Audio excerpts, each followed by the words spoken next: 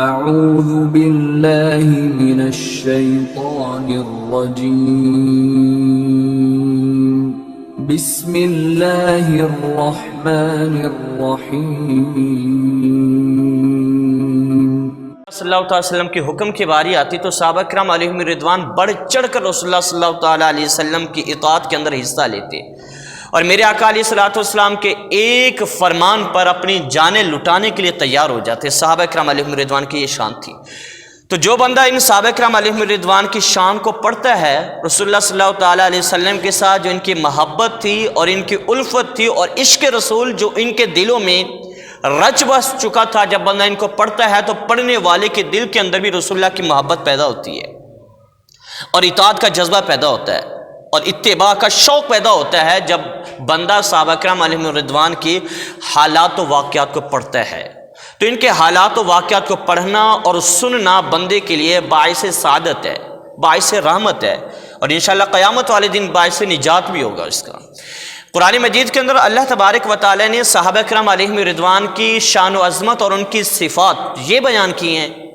فرمایا کہ والذین معہ اشداء علی الکفار، صحابہ کرام علیہم رضوان کی شان یہ ہے کہ وہ کافروں کے اوپر بڑے سخت ہیں اور آپس کے اندر بڑے نرم ہیں۔ بھلے رشتہ دار نہ ہوگا لیکن رسول اللہ صلی اللہ تعالی علیہ وسلم کا کلمہ پڑھنے والا ہوگا تو صحابہ کرام علیہم رضوان اس سے بھی محبت کریں گے، اس سے بھی الفت کریں گے۔ جو رسول اللہ صلی اللہ تعالی علیہ وسلم کے در کا بھکاری ہوگا، صحابہ کرام علیہم رضوان اس پر کیا ہوں گے جی؟ نرم ہوں گے۔ وجہ کیا ہے؟ وجہ ہمیں علامہ اقبال نے بتا دی تھی کہ محمد سے وفا تو نے تو ہم تیرے ہیں، یہ جہاں چیز ہے کہ اللہ قلم تیرے ہیں۔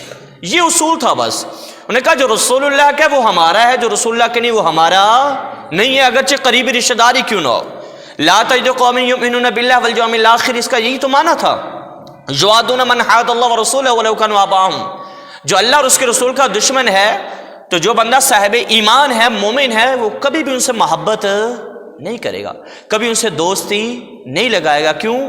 اس لیے کہ اللہ اور اس کے رسول کا دشمن ہے۔ جو اللہ اور اس کے رسول کا دشمن ہو وہ صحابہ کرام کا رشتہ دار بھی ہوتا تھا تو صحابہ کرام اس سے کبھی بھی دوستی، یہ مومن کی پہچان ہے۔ مومن اسی کو دوست بناتا ہے جو رسول اللہ کا وفادار ہوتا ہے، مومن اسی سے محبت کرتا ہے جو رسول اللہ صلی اللہ علیہ وسلم کا کیا ہوتا ہے جی؟ مطیع اور فرما بردار ہوتا ہے۔ اور حضور صلی اللہ تعالیٰ علیہ وسلم کا جو نافرمان ہے یا رسول اللہ صلی اللہ تعالیٰ علیہ وسلم کا دشمن ہے، صحابہ کرام علیہم رضوان کبھی بھی اس سے اور صاحب ایمان کبھی بھی اس سے یارانہ اور دوستی نہیں رکھے گا۔ محمد رسول اللہ صلی اللہ تعالیٰ علیہ وسلم، اللہ تبارک و تعالی نے قرآن مجید کی آیت کریمہ نازل کیوں کی؟ نبی کریم علیہ الصلوۃ والسلام نے صلح حدیبیہ کیا تو اس صلح حدیبیہ کو ایک کاغذ کے اوپر لکھا گیا اور وہاں پر نبی کریم صلی اللہ تعالیٰ علیہ وسلم کا اسم گرامی لکھا محمد الرسول اللہ، یہ اسم گرامی لکھا گیا حضور صلی اللہ علیہ وسلم کا۔ اور رسول اللہ صلی اللہ تعالیٰ علیہ وسلم کا جب محمد الرسول اللہ یہ اسم گرامی لکھا گیا تو کفار مکہ نے اس پر اعتراض کیا کہ اگر ہم نے آپ کو اللہ کا رسول مانا ہوتا تو یہ جھگڑا نہیں ہوتا، یہ جنگ نہیں ہوتی۔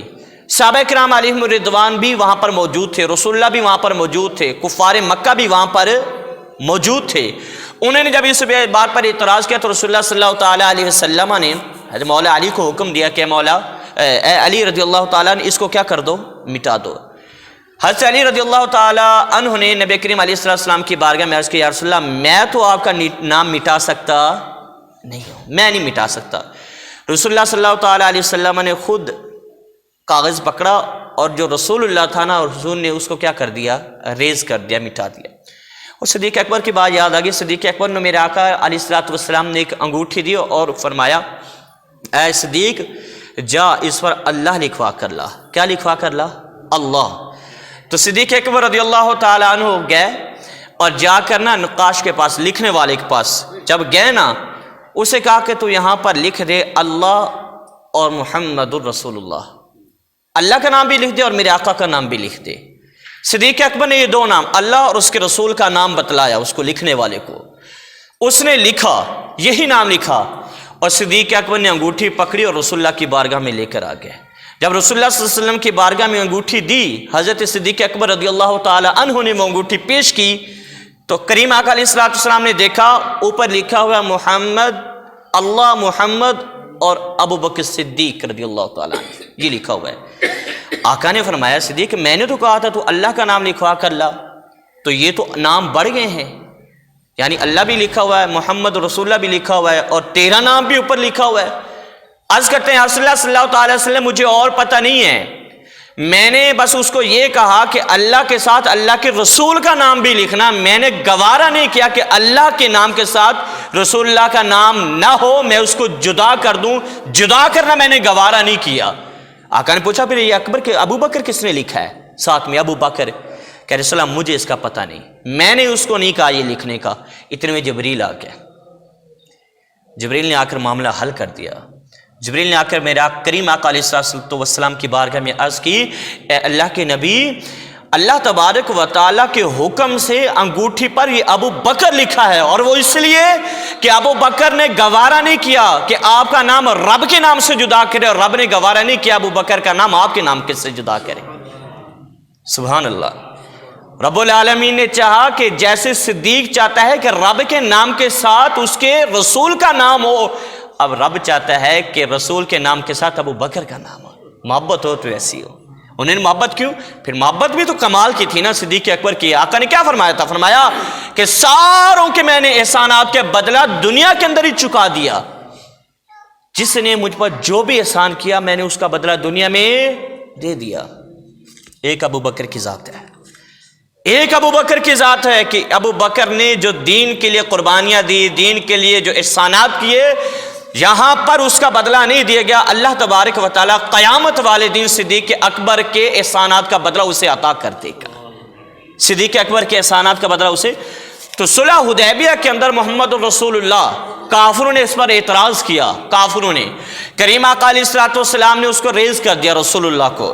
جب اس کو ریز کر دیا تو اللہ تبارک و تعالیٰ نے قرآن کی آیت نازل کر دی، اور قرآن کی آیت یہ نازل کی، لکھا ہوا تھا محمد الرسول اللہ۔ جبریل امین اللہ کی بارگاہ سے یہ آیت کریمہ لے کر آئے اور بتلا دیا، اے محبوب یہ کافر آپ کو محمد رسول اللہ مانے نہ مانے، رب آپ کو کہتا ہے کہ محمد الرسول اللہ، آپ اللہ کے رسول ہیں۔ رب نے تسلی کے طور پر یہ آیت کریمہ نازل کر دی کہ محبوب آپ نہ پریشان ہو، کوئی کہے یا نہ کہے، کوئی مانے یا نہ مانے، آپ کا رب کہتا ہے کیا کہ محمد اللہ کے رسول ہے محمد۔ اور جب رب کہہ دے یقین جانے پیچھے کسی کی ضرورت رہتی ہے؟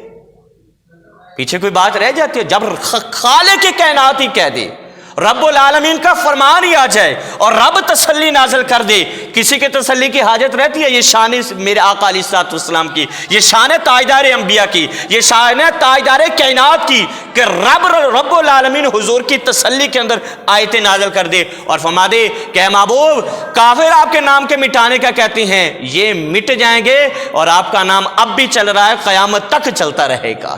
اور پھر میدان محشر کے اندر اے محبوب ساری مخلوق جمع ہوگی اور سب کو حکم ہوگا کیا کہ آج میرے محبوب کی شان دیکھ لو، آج تاجدار انبیاء کی شان دیکھ لو۔ پھر حضور کی شانیں وَرَفَعْنَا لَكَ ذِكْرَكَ، مٹ گئے، مٹتے ہیں، مٹ جائیں گے اعداء تیرے، نہ مٹا ہے نہ مٹے گا کبھی چرچا تیرا۔ حضور کے مٹانے والے خود مٹ گئے، پتہ نہیں کون تھے کہاں تھے، کسی کا کوئی نام و نشانی، لیکن میرے آقا کی شانیں آج بھی ویسے بیان ہو رہی ہیں۔ بلکہ کریم آقا علیہ السلام کے حضور علیہ السلام کو رب نے جب فرمایا وَرَفَعْنَا لَكَ ذِكْرَكَ، جب ہر چیز کا ذکر مٹ جائے گا، ختم ہو جائے گا، میرے آقا کا ذکر اس وقت بھی جاری و ساری رہے گا، رب میرے آقا کا ذکر فرما رہا ہوگا۔ تو اللہ نے حضور کو شانیں دی، انہوں نے کہا جی مٹا دو، حضور نے مٹایا تو رب نے قرآن کی آیت نازل کر دی محمد الرسول اللہ۔ یاد رکھو کہ یہ محمد صلی اللہ تعالی علیہ وسلم اللہ کے رسول ہیں۔ والذین معہ اشداء علی الکفار، جو حضور کے ساتھی ہیں، حضور کی معیت والے ہیں، حضور سرور کائنات صلی اللہ تعالی علیہ وسلم کے اصحاب ہیں، ان کی پھر رب العالمین نے صفات بیان کی ہیں۔ اور حضور صلی اللہ تعالی علیہ وسلم کی معیت والذین آمنوا معہ سے مفسرین کرام نے بیان کیا کہ اس سے صدیق اکبر کی ذات مراد ہے۔ اس سے کیا ہے؟ صدیق پہلے نمبر پر سیدنا صدیق اکبر رضی اللہ تعالیٰ عنہ کی ذات مراد ہے، جو حضور سرور کائنات صلی اللہ تعالیٰ علیہ وسلم پر ایمان لائے، پھر آپ کی تبلیغ پر سیدنا عثمان غنی رضی اللہ تعالیٰ عنہ، حضرت زبیر رضی اللہ تعالیٰ عنہ، حضرت بلال حبشی رضی اللہ تعالیٰ عنہ اور دیگر صحابہ کرام علیہم رضوان حضور سرور کائنات صلی اللہ تعالیٰ علیہ وسلم کی رسالت پر ایمان لے کر آئے، آپ کی تبلیغ پر، آپ کی دعوت پر ایمان لے کر آئے، تو اس سے مراد صدیق اکبر اور حضور صلی اللہ علیہ وسلم کی معیت بڑی چیز ہے۔ حضور صلی اللہ تعالی وسلم کی معیت، حضور کا ساتھ، یہ بڑی چیز ہے۔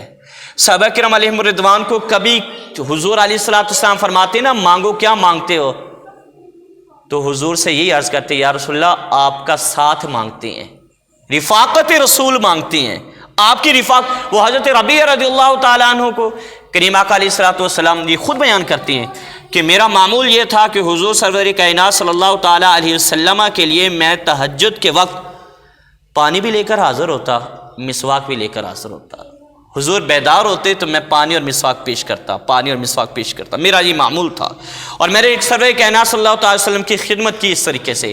ایک دن دریائے رحمت جوش کے اندر آیا، حضور سرور کائنات صلی اللہ تعالی علیہ وسلم تشریف لائے، میں نے مسواک پیش کی، میں نے پانی پیش کیا، تو سرور کائنات صلی اللہ تعالی علیہ وسلم نے مجھے فرمایا کہ اے ربی رضی اللہ تعالیٰ عنہ، آج مانگ کیا مانگتا ہے، تیری حاجت کیا ہے، سوال کر آج کیا کرتا ہے۔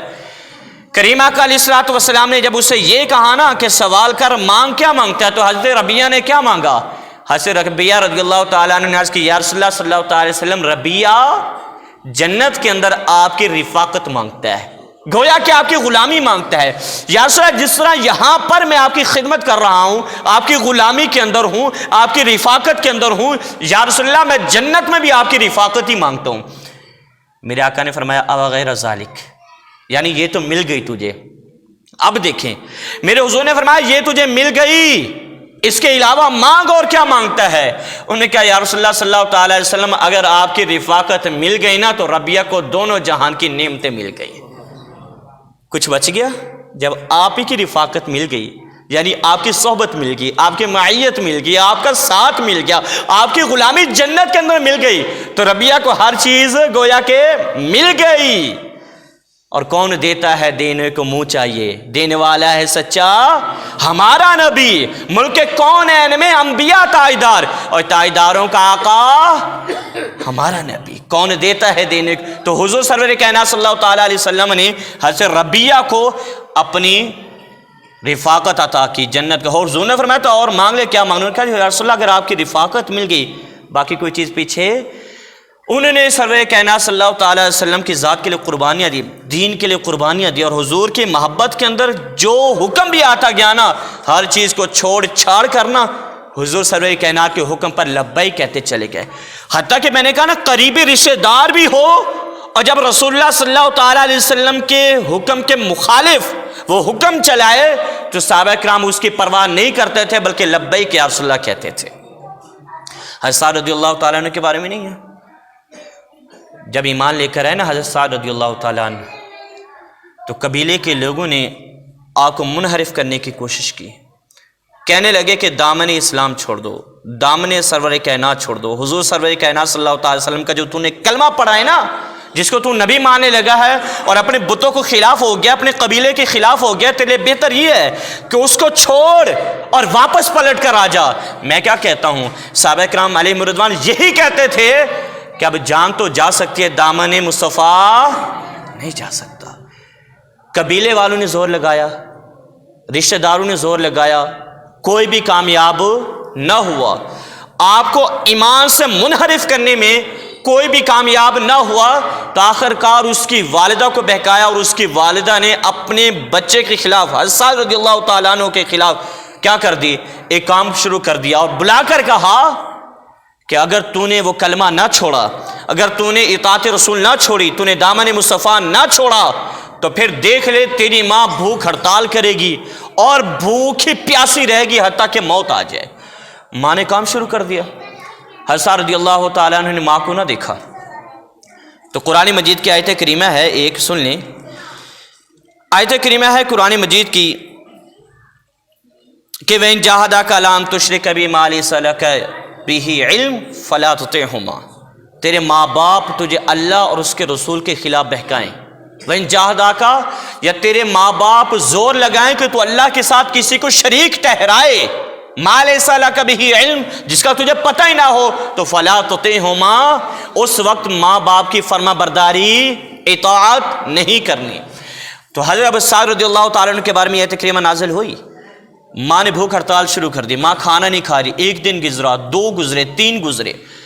جب بہت زیادہ شدت ہوئی نا بھوک اور پیاس کی، تو ایسے لگ رہا تھا کہ ماں کا انتقال ہو جائے گا، ماں اس کی مر جائے گی۔ حضرت سارہ رضی اللہ تعالیٰ عنہ، وہ مومنہ اس وقت نہیں تھی، تو حضرت سارہ رضی اللہ تعالیٰ عنہ کے بارے میں اس کی ماں نے کہا کہ میرے بیٹے کو بلا کر لاؤ، میرا بیٹا آ کر دیکھے ماں کی حالت، کہ وہ دیکھے گا تو دین چھوڑ دے گا، دامن مصطفیٰ چھوڑ دے گا، اور حضور صلی اللہ تعالیٰ علیہ وسلم سے جو تعلق اس نے بنایا ہے، ایمانی تعلق، اس کو کیا کر دے گا؟ ختم کر دے گا۔ تو حضرت سارہ رضی اللہ تعالیٰ عنہ کو بلوایا گیا۔ سنیں، حضرت سارہ رضی اللہ تعالیٰ عنہ نے جب دیکھا نا، گھر آ کر ماں کو دیکھا، ماں نقاہت، کمزوری کے آثار چہرے کے اوپر نمایاں ہیں، اور مزید کچھ نہ کھائے تو مر جانے کا خطرہ ہے۔ حضرت سعد نے ماں کو دیکھا، اب ماں کو دیکھ کر بجائے اس کے کہ وہ پگھلتے، انہوں نے ایک جملے کیا کہے، سنیں، یہ صحابہ کرام علیہم الرضوان کی شان و عظمت تھی۔ ماں کو دیکھ کر اس نے کہا کہ ماں، تیرے بدن کے اندر ایک جان ہے، ایک جان کی تو نے مجھے دھمکی دی ہے، اللہ اور اس کے رسول کی قسم، اگر تیرے بدن میں 100 جانیں بھی ہوں نا، ایک ایک کر کے نکلتے جائیں تو حضرت سعد یہ برداشت کر لے گا، لیکن حضور کا دامن چھوڑ یہ کبھی بھی برداشت نہیں کرے گا۔ تیری جان نکلتی ہے تو نکل جائے، لیکن سرور کائنات کا دامن نہیں چھوڑنا، حضور سرور کائنات کا ساتھ نہیں چھوڑنا۔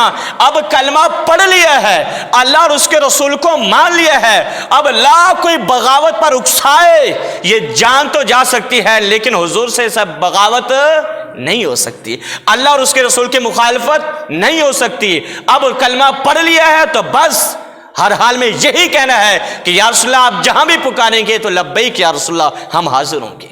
یہ صحابہ کرام علیہم رضوان کی شان و عظمت تھی، اطاعت رسول کے اندر، فرما برداری رسول کے اندر۔ جب حضور کا حکم آ گیا تو بس۔ حضرت ابو ذر غفاری رضی اللہ تعالیٰ عنہ، آپ نے ان کے بارے میں سنا تھا، ان کی شان و عظمت تھی۔ ہر صحابی کی اپنی شان و عظمت، اپنا رتبہ، اپنی ایک مقام، ہر پھول کی اپنی اپنی خوشبو۔ حضرت ابو ذر غفاری رضی اللہ تعالیٰ عنہ حضور کے وہ صحابی، حضور کو ان سے بڑی محبت تھی۔ حضور سرور کائنات صلی اللہ تعالیٰ علیہ وسلم یہ اصحاب صفہ کے اندر ہاتھ تھے، بڑے مالدار قافلے کے تھے، اور بڑے امیر اس کے تھے، قبیلے سے تعلق رکھتے تھے، سردار قبیلے سے تعلق رکھتے تھے۔ لیکن جب حضور کا کلمہ پڑھا نا، قافلے انہوں نے، قبیلے والوں نے بائیکاٹ بھی کیا تو دامن مصطفیٰ نہیں چھوڑا، اصحاب صفہ کے اندر آ گئے۔ رسول اللہ صلی اللہ تعالیٰ علیہ وسلم کبھی کبھی رات کو جاتے دیکھنے کے لیے حضرت ابو ذر غفاری کو۔ آپ فرماتے ایک ہی دن میں سویا ہوا تھا، حضور مجھے دیکھتے آئے، کہنا ابو ذر غفاری کدھر ہے، غفاری کدھر ہے؟ میں پتہ نہیں سویا ہوا تھا، حضور میرے پاس ہے، مجھے اٹھایا، میں اٹھ کر بیٹھ گیا۔ یا رسول اللہ، آپ آ گئے میرے پاس، حضور مجھے بلا لیتے، میں حاضر ہو جاتا۔ حضور نے فرمایا نہیں، آج تیرے سے ایک خاص بات کرنی ہے۔ آقا کیا؟ آقا علیہ الصلوۃ والسلام نے فرمایا کہ ایک وقت وہ آئے گا تجھے مدینہ چھوڑنا پڑے گا۔ آقا میں تو مدینہ نہیں چھوڑوں گا، میں تو تلوار نکالوں گا۔ حضور نے فرمایا نہیں، تلوار نہیں نکالنا، جیسے تجھے کہا جائے ویسے کر دینا۔ اور غزوہ تبوک کا جب موقع آیا نا، یہ وہی غزوہ تبوک جس میں سیدنا عثمان غنی نے کئی گھوڑے دیے، سیدنا عثمان غنی نے کئی گنا سامان دیا مجاہدین کے لیے، فوج کے لیے۔ یہ وہ غزوہ تبوک تھا اور بڑا مشکل غزوہ تھا۔ اس میں کریم آقا علیہ الصلوۃ والسلام نے ساروں کو فرما دیا کہ ساروں نے جانا ہے جنگ کرنے کے لیے، اور جو نہیں جائے گا وہ منافق ہوگا۔ ساروں کے لیے حکم آ گیا۔ حضرت ابو ذر غفاری رضی اللہ تعالیٰ عنہ فرماتے ہیں میں نے بھی تیاری کر لی، اور صحابہ کرام علیہم رضوان کو سب جساروں کو جب حکم ہوا، صحابہ فرماتے ہیں کہ ہم سفر پر نکلے، ایک جگہ پر پڑاؤ کیا تو حضور علیہ الصلوۃ والسلام کو سارے صحابہ کرام بتلاتے تھے، یا رسول اللہ وہ بھی نہیں آیا، یا رسول اللہ فلاں بھی نہیں آیا، یا رسول اللہ فلاں بندہ بھی نہیں آیا، فلاں بندہ بھی نہیں آیا۔ رسول اللہ کسی کی پرواہ نہیں کرتے تھے۔ ایک نے بتایا یا رسول اللہ وہ ابو ذر غفاری بھی نہیں آیا۔ اچھا، ابو ذر غفاری بھی نہیں آیا؟ کریم آقا علیہ الصلوۃ والسلام نے ایک منٹ کے لیے سوچا، اور وہ رہ پیچھے کیسے گئے تھے؟ ان کا اونٹ بیمار ہو گیا تھا، اس کا علاج کروایا، اونٹ ٹھیک نہ ہوا، اور بہت لمبا سفر تھا غزوہ تبوک کا، 700 کلومیٹر کا سفر تھا، 700 کلومیٹر سفر کر کے جانا تھا اور جا کر جنگ لڑنی تھی۔ حضور علیہ الصلوۃ والسلام کو بتلایا کہ ابو ذر غفاری کو، یا رسول اللہ وہ بھی نہیں آئے۔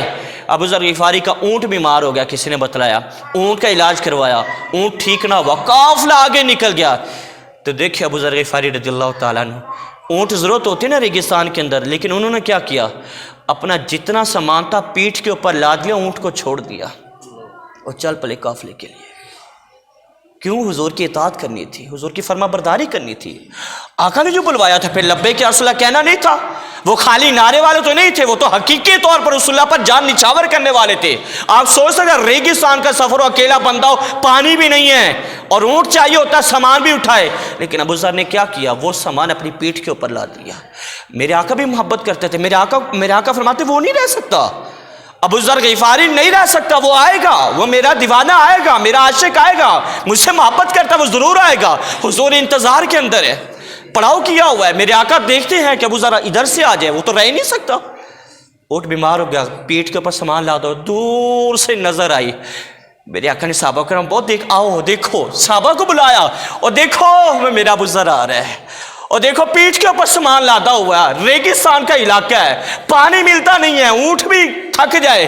ابو ذر نے حضور کی اطاعت کے اندر، حضور کی محبت کے اندر پیٹھ کے اوپر سامان لادا اور چل پڑے ریگستان کے اندر۔ میرے آقا نے دور سے دیکھا ابو ذر آ رہا ہے، میرے آقا نے فرمایا وہ صحابہ دیکھو، تم کہہ رہے تھے نہیں آ رہا، وہ دیکھو وہ آ رہا۔ کہہ رہے ہم نے دیکھا، قریب آتا گیا، قریب آتا گیا، قریب آتا گیا، قریب آ گیا۔ صحابہ کہتے ہیں ہم نے بھی دیکھا جیسے حضور نے فرمایا تھا وہ ابو ذر ہی آ رہا تھا، ابو ذر غفاری آ رہا تھا۔ میرے آقا کے پاس ہے، میرے آقا نے فرمایا ابو ذر آ گیا ہے۔ حضور مسکرا پڑے، خوش ہو گئے، حضور پتہ تھا نہیں یہ نہیں رہ سکتے۔ حضور علیہ الصلوۃ والسلام نے اس کو دیکھا، فرمایا ابو ذر تو اکیلا آ رہا ہے، تو اکیلا اس دنیا سے جائے گا اور اکیلا اس دنیا سے اٹھایا جائے گا، اکیلا آ رہا ہے، اکیلا جائے گا، اکیلا اٹھایا جائے گا۔ ابو ذر غفاری کی یہ شان تھی، حضور سے بڑی محبت تھی، کوئی کچھ دیتا بھی تھا نا، مال و دولت عثمان غنی نے پیش کیا تھا، کہنے لگے میں نہیں لیتا۔ کیوں؟ ان کا میرے آقا نے جب بھوک سے زندگی گزاری ہے تو ہم کیوں مزے کریں؟ میرے آقا نے ایک وقت کھایا، دوسرے وقت نہیں کھایا۔ میرے آقا نے فرمایا یہ احد پہاڑ سونا ہو تو میں تو خیرات کر دوں، کوئی دیتا بھی تھا آ کر کہنا مجھے نہیں چاہیے۔ میرے آقا نے جب کوئی چیز نہیں رکھی تو میں کس لیے رکھوں؟ میں حضور کی سنت کے اوپر چلوں گا، حضور کے طریقے کے اوپر چلوں گا۔ اور صحابہ کرام کچھ مال جمع کرتے بھی تھے نا، تو حضرت ابو ذر غفاری ان سے لڑتے تھے، کہہ رہے نہیں تم نہ جمع کرو، تمہیں پتہ نہیں میرے حضور نے کیسے زندگی گزاری۔ ایک وقت حضور کھاتے تھے نہیں ہوتا تھا، پھر صبر کر لیتے تھے، پھر نہیں ہوتا تھا، پھر صبر کر لیتے۔ حضور کی یہ زندگی تھی میرے کریم آقا کی۔ صحابہ کرام کہتے تھے ابو ذر حضور نے فرمایا کہ جو زکوٰۃ دیتا رہے وہ رکھ سکتا ہے، اور شرعی حکم بھی یہی ہے کہ مال کوئی جمع کرے تو زکوٰۃ دے تو ٹھیک ہے، زکوٰۃ نہیں دے گا تو پھر اور حکم اس کے اوپر لگا۔ لیکن ابو ذر کہتا تھا نہیں ایسا نہیں ہے، ہم حضور کے صحبت یافتہ، ہم حضور کے صحابی ہیں، بس جیسے حضور کا فرمان تھا ہم ویسے ہی چلیں گے۔ عثمان غنی نے کہا ابو ذر شام چلے گئے، حضرت معاویہ نے دیکھا حضرت معاویہ کو، اس سے جھگڑا ہو گیا کہ تو یہ کیا کر رہا ہے، یعنی انہوں نے بھی، ان کے پاس بھی مال تھا اپنا، زکوٰۃ نکالتے تھے۔ حضرت معاویہ نے خط لکھا عثمان غنی کو کہ اس کو واپس بلوا لو، حضرت ابو ذر کو واپس بلوا لیا۔ مدینہ کے اندر آ گیا، لوگ جمع ہو گئے سارے، انہیں پتہ تھا ابو ذر غفاری آ گیا، حضور کا دیوانہ آ گیا، حضور کا محب آ گیا، سارے لوگ ملنے کے لیے آ گئے۔ اور یہاں پر بھی یہی معلوم، حضرت ابو موسیٰ اشعری رضی اللہ تعالیٰ عنہ ملنے کے لیے آئے، گورنر تھے، ایسے دوڑ کر آئے نا حضرت ابو ذر غفاری کو ملنے کے لیے، وہ گورنر تھے ابو موسیٰ اشعری، جب ملنے کے لیے آئے نا ابو ذر نے کہا رک جا، تیری میری دوستی کیسے ہو سکتی ہے، تو گورنر ہے، میں غریب ہوں، میں فقیر ہوں، تیری میری دوستی کیسے؟ نہیں آپ تو اور وہ کہہ لیں تو میرا بھائی ہے، کہ بھائی نہیں ہو سکتے، تو گورنر ہے میں غریب ہوں، بھائی کیسے ہو سکتا ہے؟ پھر وہ دوسری دفعہ ملنے کے لیے آئے، انہوں نے کہا نہیں اب بھی نہیں ملنا، تو گورنر ہے میں غریب ہوں، میں فقیر ہوں، میں گورنر سے سرکاری بندوں سے جاری، یہ تو زہد تھا، تقویٰ تھا، پرہیزگاری تھی۔ تیسری دفعہ ملنے کے لیے آئے نا، کہتا چلو آؤ ملو مجھ سے، مجھے پہلے یہ بتاؤ جب سے گورنر بنا ہے کتنا مال بنایا تو نے؟ جب سے گورنر بننا ہے کتنے مکان بنائے ہیں تو نے؟ جب سے گورنر بنا ہے کتنی پراپرٹی بنائی ہے تو نے؟ ابو موسیٰ اشعری رو پڑے، کہنے لیں ابو ذر سن، جس کا تو ماننے والا ہے اسی کا میں بھی ماننے والا ہوں، اللہ کی قسم گورنر بن کے جن کپڑوں میں گیا تھا نا آج بھی میرے وہی کپڑے ہیں، آج بھی میرے وہی کپڑے، اچھا وہی کپڑے ہیں۔ ابو ذر نے ایسے ہاتھ کر لیا، کہنے لگا ہاں اب تو مجھ سے مل، اب تو میرا واقعی بھائی ہے تو میرا، پھر ملے ابو۔ تو مدینہ کے اندر جب آئے نا حضرت عثمان غنی، دیگر صحابہ کرام جو جن کے پاس مال تھا وہ مال تو اپنا تھا، انہوں نے کہا ابو ذر تو چلا جا زبدہ نامی گاؤں کے اندر۔ حضرت ابو ذر وہاں نا اپنی بڑی بیوی کو لے کر خود چل پڑے مدینہ سے دور، حضرت علی چھوڑنے کے لیے آئے، اور حضور نے جو فرمایا تھا اکیلا آ رہا ہے، اکیلا جائے گا اور اکیلا ہی اٹھایا جائے گا، زبدہ نامی گاؤں کے اندر چلے گا، وہاں پر رہنے لگے۔ حضرت مولا علی چھوڑنے کے لیے آئے، جب وہاں پر پہنچے نا دن رات گزرتے رہے، بیمار ہو گیا تو پاس کوئی بھی نہیں ہے، بوڑھی عورت ہے صرف بیوی۔ جب بیوی نے دیکھا کہ حضرت ابوذر غفاری بیمار پڑی ہیں تو رونے لگ پڑی، کہنے لگی کہ میں اکیلی ہوں، آپ نے فوت ہو جانا ہے، آپ کی کفن دفن کا کون کرے گا، آپ کو میں کیسے سنبھالوں گی، یہ سارے معاملات کیسے ہوں گے۔ وہ رونے لگ پڑی، انہوں نے کہا پریشان نہ ہو، میں نے اپنے آقا سے سنا تھا ابوذر اکیلا آ رہا ہے، ابوذر اکیلا جائے گا اور ابوذر اکیلا اٹھایا جائے گا، بس جب میں فوت ہو جاؤں مجھے چوراہے پر رکھ دینا۔ میرے آقا نے فرمایا تھا ایک قافلہ آئے گا، تجھے کفن بھی دے گا، تجھے دفن بھی کرے گا۔ بیوی نے یہ سنا آپ کا انتقال ہو گیا، تو جب انتقال ہوا نا تو بیوی نے رکھ دیا ایک چوراہے کے ایک راستے کے اوپر، گزرگاہ کے اوپر، تو یقین کریں پھر ایک قافلہ آیا حضور کے فرمان کے اوپر، اور قافلہ کون سا تھا، قافلے کا سردار کون تھا، قافلے کا سردار تھا حضرت عبداللہ بن مسعود رضی اللہ تعالیٰ عنہ، وہ قافلے کے سردار تھے۔ وہاں پر جب پہنچے اور وہاں پر جب دیکھا تو اس بوڑھی سے مخاطب ہو کر پوچھنے لگے کہ یہ کون ہے، اسے بتایا کہ یہ ابوذر غفاری رضی اللہ تعالیٰ عنہ ہے۔ تو عبداللہ بن مسعود کی چیخ نکل گئی، چیخ نکلی، کہنے حضور نے بالکل صحیح فرمایا تھا کہ اکیلا آ رہا ہے، اکیلا جائے گا اور اکیلا اس دنیا سے اٹھایا جائے گا۔